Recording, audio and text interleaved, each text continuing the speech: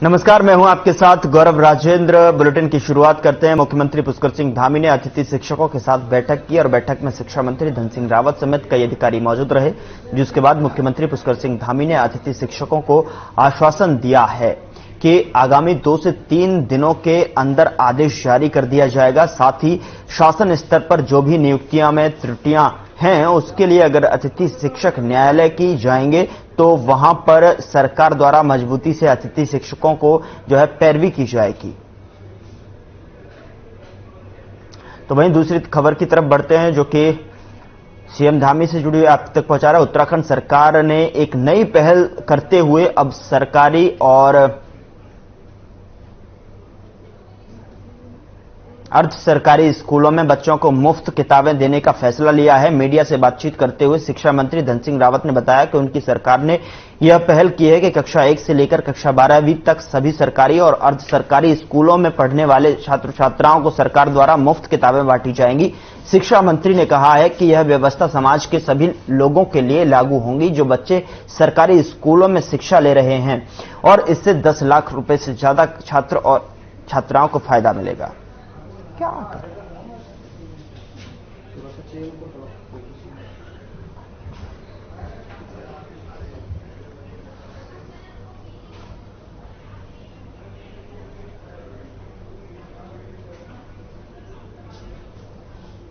पता नहीं क्या कर रहे हैं।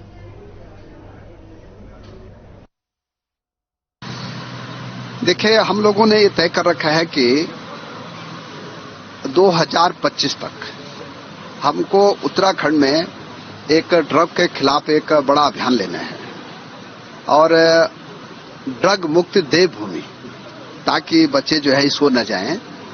इसके लिए कल हमने 7 विभागों की एक बैठक की है, जिसका नोडल विभाग स्वास्थ्य विभाग है, और जनवरी के महीने से हम प्रत्येक कॉलेज, चाहे वो सरकारी कॉलेज है, चाहे वो प्राइवेट कॉलेज है, चाहे वो डीम्ड विश्वविद्यालय है, चाहे वो आईटीआई है, चाहे वो पॉलिटेक्निक है।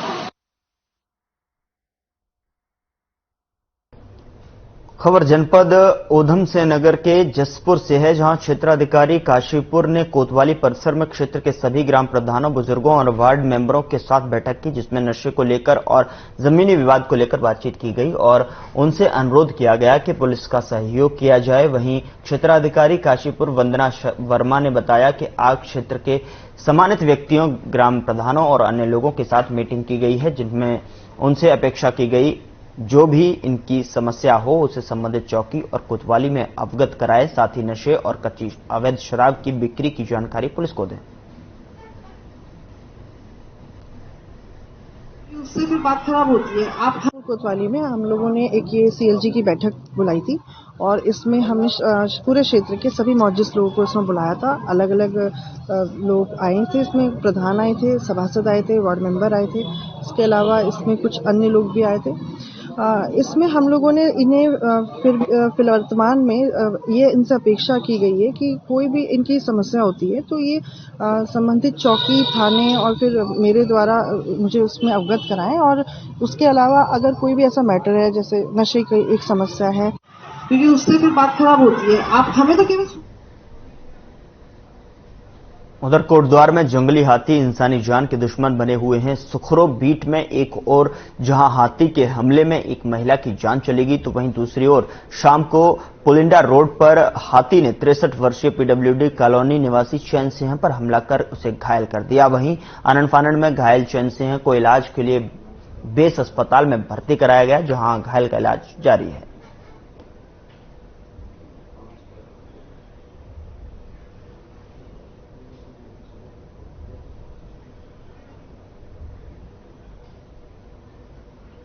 वॉक जाते हैं शाम के टाइम, और जैसे हम नीचे आ रहे थे, हाथी अचानक उनके सामने आ गया और वो थोड़ा घबरा गए। हाथी उनको थोड़ा टक्कर मार दिए। तो हम क्या बोलते हैं, भैया लोग आ रहे थे वहां से घूम के, वो अपने साथ लाए, वो मतलब हॉस्पिटल लेके आ गए और वो ठीक है। मतलब वो तो फोन तो करा भैया को, आ गए, वही तो आ गए जंगलात के। हाँ जी, अभी तो कुछ नहीं है, अभी तो ऊपर वाला बचाने वाला है। मतलब ये है कि मतलब अब ठीक ठाक है। मतलब ये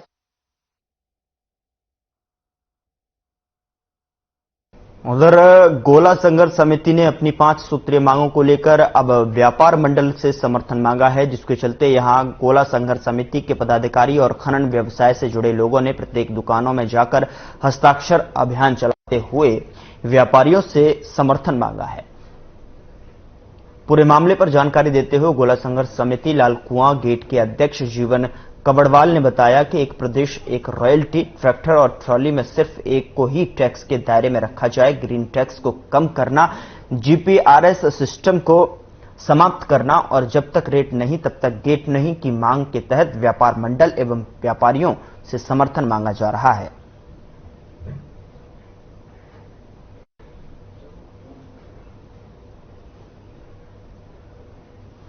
तो गोला संघर्ष समिति ने समर्थन मांगा है।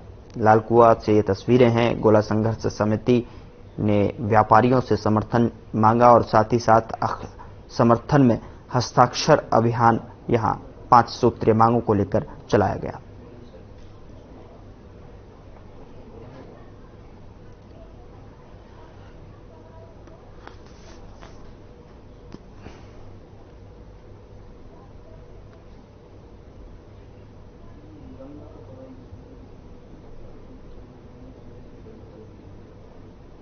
लालकुआं में व्यापारियों से समर्थन मांगने आए हैं। कल हमारा हल्द्वानी में गांधी स्कूल से लेकर के डीएम आवास तक एक विशाल रैली और उसके बाद ज्ञापन देना है, जिसके लिए हमने व्यापार मंडल हल्दूचौड़, व्यापार मंडल मोटा हल्दू से भी समर्थन मांगा और आज हम जो है व्यापार मंडल लालकुआं से समर्थन मांगे। क्या मांगे हैं आप लोग की? हमारी मांग है एक प्रदेश एक रॉयल्टी, ग्रीन टैक्स में छूट, जीपीआरएस नहीं लगना चाहिए और चौथी मांग है हमारी एक ट्रैक्टर और ट्राली में एक ही टैक्स होना चाहिए।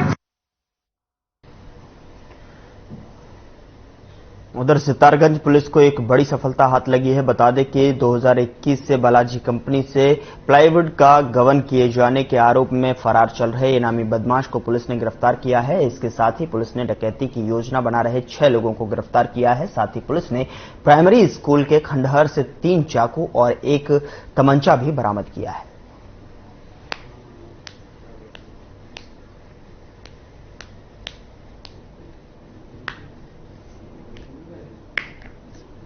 क्षेत्र में बढ़ती आपराधिक घटनाओं की रोकथाम के लिए लगातार यहां पर विभिन्न प्रकार के अभियान चलाए जा रहे हैं। इसी के दौरान जो है चेकिंग के दौरान 6 अभियुक्तों को गिरफ्तार किया गया है और ये अभियुक्त जो हैं डकैती की योजना बना रहे थे और इनके पास से 2 असलाह बरामद हुए हैं। मतलब टोटल 5 असले बरामद हुए हैं, जिसमें 2 एक कट्टे हैं और 3 चाकू और साथ में इनके पास चोरी और नकब लगाने का सामान भी बरामद हुआ है। और इस प्रकार के अरेस्टिंग से निश्चित रूप से जो आपराधिक घटनाएं हैं उनमें कमी आएगी और बाकी इनके आपराधिक इतिहास की जानकारी की जा रही है और इसी प्रकार से आगे भी अभियान ये लगातार चलता रहेगा। और थाना सितारगंज की पुलिस जो है सीओ किच्चा साहब के नेतृत्व में बहुत सराहनीय कार्य ये किया है।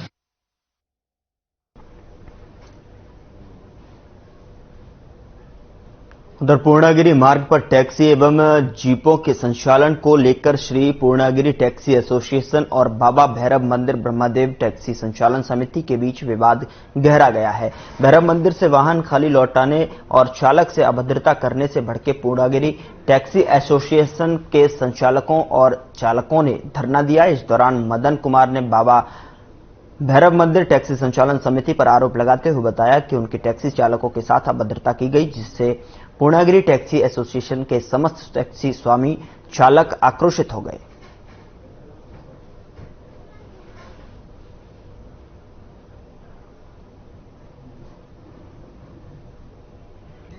पूर्णागिरी टैक्सी यूनियन का जो ये हमारा संचालन चल रहा था, बढ़िया चल रहा था। बीच में ये कुचौली रोड के जो 15-20 गाड़ियों ने एक समिति बना रखी है, ये कल इन लोगों ने हमारी गाड़ियां भैरव मंदिर से भगा दी थी।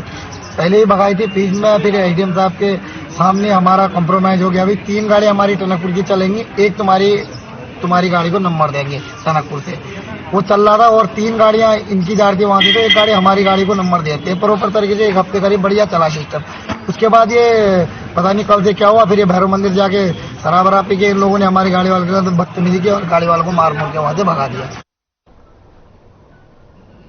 और अब खबर थराली से है, जहां एक बार फिर प्राथमिक स्वास्थ्य केंद्र के चिकित्सक को सदन से बाहर निकालने का मुद्दा गर्मा गया है। दरअसल बीते दिनों देवाल के क्षेत्र प्रमुख दर्शन दानू के द्वारा परंपराओं से हटकर ब्लॉक के सुदूरवर्ती गांव घेस में बैठक आयोजित की गई थी, जिसमें चिकित्सक संघ ने प्रमुख पर खुले रूप से डॉक्टर का अपमान करने का आरोप लगाया है। चिकित्सकों ने इस मामले में सार्वजनिक माफी मांगने की अपील की गई है।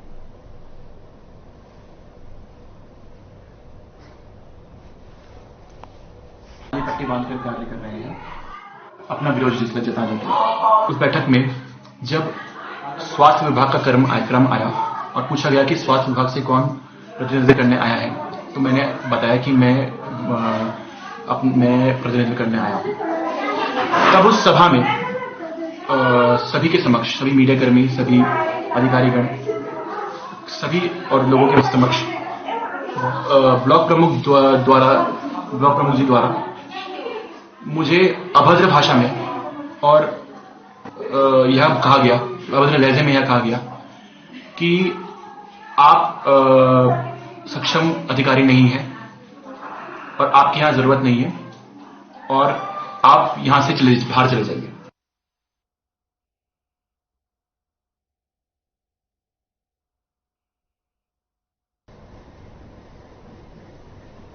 और आपको सीधे लिए चलते हैं गुरुग्राम, जहां पर सीएम धामी इस वक्त जो है लाइव हैं। आपको सुनाते हैं क्या कुछ कार्यक्रम में संबोधित कर रहे हैं। अयोध्या जहां भगवान राम पैदा हुए, उस धरती से लगातार पिछले कई दशकों से जनता की सेवा करके लगातार नेतृत्व प्रदान करने वाले, पहले वहां पर विधायक के रूप में और अब सांसद के रूप में अपनी सेवाएं प्रदान कर रहे हैं। भारत की संसद में लगातार इस क्षेत्र को आगे बढ़ाने का काम करते हैं। ऐसे माननीय सांसद और मेरे बड़े भाई के रूप में हमेशा उन्होंने एक अभिभावक के रूप में मेरा भी मार्गदर्शन किया है। आदरणीय लल्लू सिंह जी विश्वविद्यालय के कुलपति, वाइस चांसलर ओपी कालरा जी,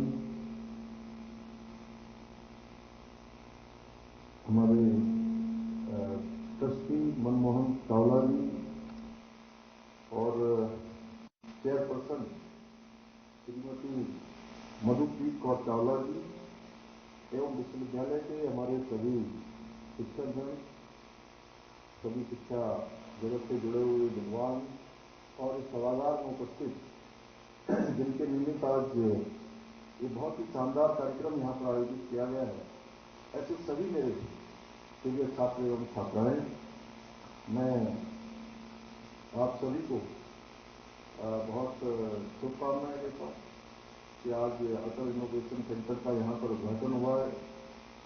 आज विद्या के इस पावन मंदिर में उपस्थित होकर और आप सबके बीच में आकर मैं स्वयं को बहुत ही गौरवान्वित महसूस कर रहा हूं। और जब विश्वविद्यालय के अंदर आ रहा था तो मैं भी लंबे समय तक विश्वविद्यालय का छात्र रहा हूं, तो मुझे भी अपने वो बचपन के दिन, जिन दिनों में आजकल आप लोग हैं, उन सभी दिनों की स्मृति पुनः ताजा होगी और मैं अभिभूत हूं आप सबके बीच में आकर।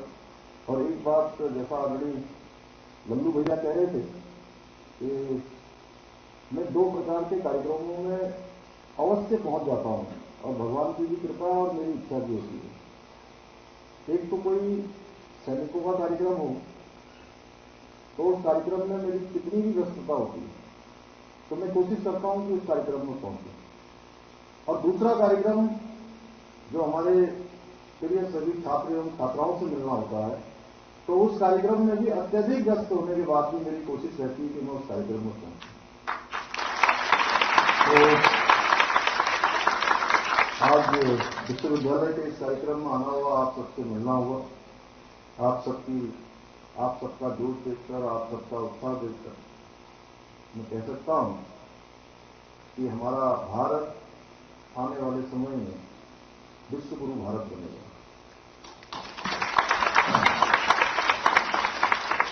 यह विश्वविद्यालय अपने आप में बहुत ही विशिष्ट है, क्योंकि इस विश्वविद्यालय की स्थापना हमारे 10वें श्री गुरु गोविंद सिंह जी महाराज के नाम पर हुई है और इस विश्वविद्यालय ने शिक्षा जगत में अनेकों कार्य के द्वारा अपना नाम रोशन किया। जैसा मुझे भी बताया गया कि पिछले दिनों कोरोना महामारी के दौरान बहुत सारे काम विश्वविद्यालय के द्वारा लोगों की सहायता करने के किए गए, वहीं हमारे छात्र एवं छात्राओं के द्वारा भी अनेकों सेवा के काम संचालित किए जाते हैं। भाइयों बहनों, 10वें गुरु गोविंद सिंह महाराज जी जहां एक और महान योद्धा थे, वहीं दूसरी ओर वो अद्वितीय लेखक, विचारक और विश्व में आध्यात्मिक चेतना का पुनर्जागरण करने वाले विराट व्यक्तित्व थे और उन्हीं के 2 बेटों के नाम थे, फतेह सिंह और जोरावर। आप सब लोगों ने नाम सुना होगा। दोनों ही बेटों को जिंदा रहते हुए उन दोनों को दीवारों पर चुना गया। उन्होंने दबना स्वीकार नहीं किया, झुकना स्वीकार नहीं किया, रुकना स्वीकार नहीं किया और अपने धर्म को छोड़ना भी स्वीकार नहीं किया, भले ही उसके लिए उन्होंने कितनी भी शहादत दी। इसलिए मैं एक बात और कहना चाहता हूं आपसे, हम बहुत सारे क्षेत्रों में जाते हैं, अपना नाम कमाते हैं, व्यापार के क्षेत्र में जाते हैं, अनेकों क्षेत्रों में जाते हैं और आप सबको मेरी शुभकामनाएं हैं कि आप सब लोग भी जीवन के विभिन्न आयामों को छूने का काम करेंगे, शिखर पर जाने का काम करेंगे, लेकिन अमर वही होते हैं, नाम उन्हीं का होता है, हमेशा उन्हीं को स्मरण में रखा जाता है जो समाज के लिए, राष्ट्र के लिए अपने आप को समर्पित करते हैं, अपने आप को लगाने का काम करते हैं, छुपाने का काम करते हैं। शौर्य, समर्पण और बलिदान से परिपूर्ण गुरु गोविंद सिंह का जीवन न केवल भारतवासियों के लिए बल्कि संपूर्ण विश्व के लिए एक प्रेरणा स्रोत है और वह हमेशा हमारे लिए एक पाथे का कार्य करेगा। वे शिक्षा के प्रचार प्रसार के विशेष महत्व दिया करते थे। उनका मानना था कि शिक्षा समाज में मानवता की पोषक है और उसके नाते उन्होंने हमेशा, जहां एक तरफ गुरु गोविंद सिंह जी ने कहा था, 10वें जी ने, कि शक्ति रहेगी तो धर्म बचा रहेगा, इसलिए उन्होंने कहा था कि 1.25 लाख से 1 लड़ाऊं, 1.25 लाख से 1 लड़ाऊं, चिड़ियों से मैं बात उड़ाऊं, चिड़ियों से मैं बात उड़ाऊं, गुरु गोविंद सिंह ने नाम कहा।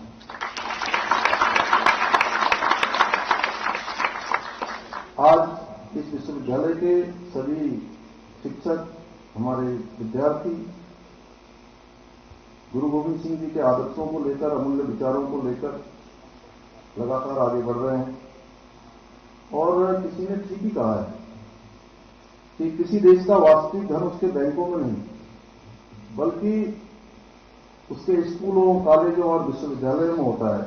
इसका जीता जागता उदाहरण मुझे आप सबके बीच में आकर, इस कैंपस में आकर देखने को मिल रहा है। भाइयों बहनों, के बाद हम राष्ट्रीय शिक्षा नीति 2020 से राष्ट्र निर्माण विषय पर चर्चा करने के लिए भी यहाँ पर एकत्र हुए हैं।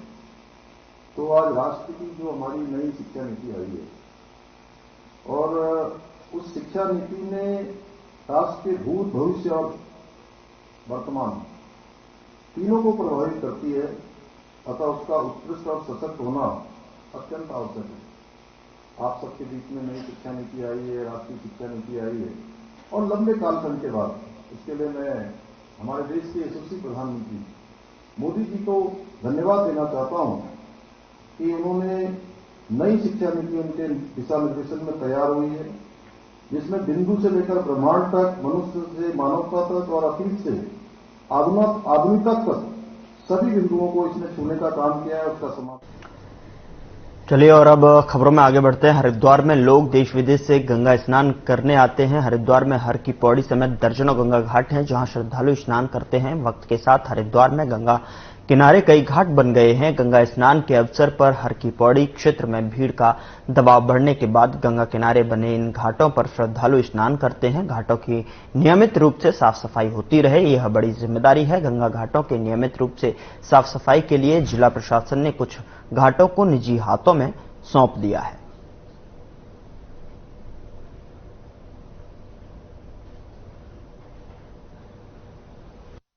हमारे महाराज जी का लक्ष्य होता है कि गंगा जी को हमेशा स्वच्छ रखा जाए। उसी के तहत हमारी संस्था द्वारा पहले 5 घाटों का निर्माण भी कुंभ के दौरान कराया गया। नगर निगम जी के द्वारा यह अभियान चलाया गया ऑन माय घाट की, तो उसमें भी हमने अपनी रुचि दिखाई और हमने वहां से हाथी पुल से लेकर के रोड़ी बेलवाला घाट, अलकनंदा घाट, भागीरथी घाट, ओम घाट, ये हमारे आश्रम द्वारा लिए गए हैं। इन सब घाटों की साफ सफाई की व्यवस्था हमारे आश्रम के द्वारा ही की जा रही है। के तहत हम लोगों ने एक ओन माई घाट कैंपेन योजना बनाई थी, क्योंकि हरिद्वार जो है घाटों का शहर भी है। यहाँ पर करीबन 84 घाट्स हैं हमारे पास। तो उन्हीं घाटों को हम लोगों ने एक, जब जिलाधिकारी महोदय द्वारा को हम लोग ने हमको निर्देशित किया कि आप इस तरह की स्कीम बनाई, तो हम लोगों ने नगर निगम और प्रशासन ने संयुक्त रूप से इस स्कीम को हम लोगों ने कार्यान्वित किया। तो उसी के तहत आज हमारे पास श्री गंगा सभा जी और हमारे प्रेम प्रकाश आश्रम और श्री निरंजनी अखाड़ा और अन्य धार्मिक और सामाजिक संस्थाएं इसमें आई और उन्होंने अपने अपने घाटों को हमको आवेदन किया था।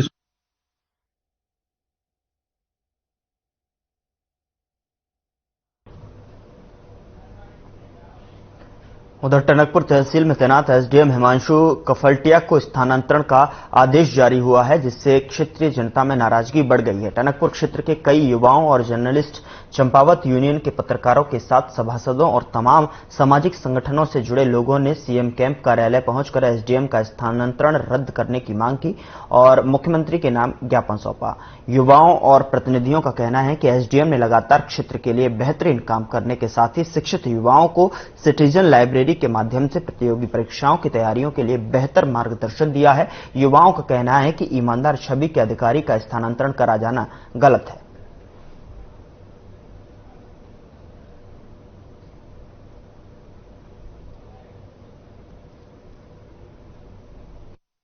हमें कल रात ही ज्ञात हुआ कि हमारे एसडीएम श्री हिमांशु कफलटिया जी का स्थानांतरण कहीं और कर दिया गया है, क्योंकि हमारे एसडीएम साहब हम सबके लिए इतने आसान थे कि कभी भी हम उनसे कभी मिल लें। और सबसे बड़ी बात यह है कि हमारे बच्चों के भविष्य के बारे में बहुत ज़्यादा सोच रहे थे, जैसा कि आज तक किसी भी एसडीएम ने न कभी सोचा, न कभी इस बारे में कोई प्रतिक्रिया की।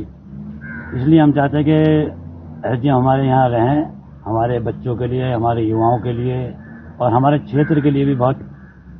देखिए, कल रात को हमने एक शासन से आए हुए आदेश को पढ़ा, जिसमें टनकपुर के एसडीएम हिमांशु कफलटिया का चमोली स्थानांतरण अकस्मात कर दिया गया था। अगर एसडीएम हिमांशु कफलटिया की बात करते हैं, जब से उन्होंने इस क्षेत्र में तैनाती की है, तब से रचनात्मक, सामाजिक और शैक्षणिक क्षेत्र में बहुत अच्छा योगदान देते रहे हैं। जनता के अंतिम व्यक्ति तक वो सरकार की योजनाओं का लाभ पहुंचाते रहे हैं और लोगों में खासे लोकप्रिय हैं। ऐसे अधिकारी का अचानक स्थानांतरण कर देना जनता में सही सभी नहीं जाती है। दूसरा, मुख्यमंत्री की विधानसभा है, मुख्यमंत्री की विधानसभा में ऐसे अधिकारी का रहना अति आवश्यक है। यहाँ पर आने वाले कुछ महीनों में बच्चों के एग्जाम्स होने वाले हैं, तो हमारे पास केवल एसडीएम सर थे जो हमें गाइड करते थे एग्जाम्स के लिए गाइडिंग। अब उन्हीं का ही ट्रांसफर हो जाएगा, तो हमें गाइड करने वाला यहाँ पर कोई है नहीं, तो हम उनका थोड़ा टाइम के लिए स्थगित करवाना चाहते हैं ट्रांसफर, जिससे आगे की जो एग्जाम आ रहे हैं उसके रिगार्डिंग हमें वो गाइड कर सकें। इसलिए हमने ज्ञापन दिया है। हमने मुख्यमंत्री जी के नाम पे भी दे रखा है और बाकी जो और बॉडीज हैं, जो भी यहाँ पर आंसरिंग बॉडीज हैं, उनको भी कर रखा है ट्रांसफर। फिलहाल बुलेटिन में इतना ही। नमस्कार।